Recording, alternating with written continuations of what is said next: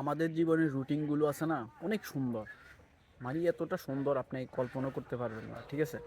তো আমরা রুটিনগুলো মেনে চলি না। আমাদের খাওয়া, থাকা, চলাফেরা, একটা মানুষের রুটিন কেমন? সকালবেলা ঘুম থেকে উঠবে বা একটু হাঁটাচলা করবে, পরে কি, পরে সে স্নান করবে বা কাজে যাবে, বা স্নান যদি না করে তাহলে কাজে যাবে, কাজ থেকে এসে সে ভাত খাবে।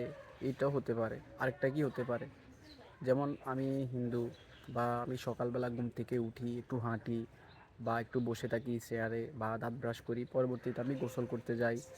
তো গোসল করে আসি, আমি গীতা পাঠ করি। মানে গীতা পাঠ করে আমি দোকানে যাই, আমার থেকে খুব ভালো লাগে বা আমার মনটা ফ্রেশ হয়ে যায়, ঠিক আছে? তো বাড়িতে আসি, ভাত খেয়ে একটু রেস্ট নিই, পরে দোকানে যাই, পরে আবার আসি, এভাবেই জীবনটা চলে যেতেছে।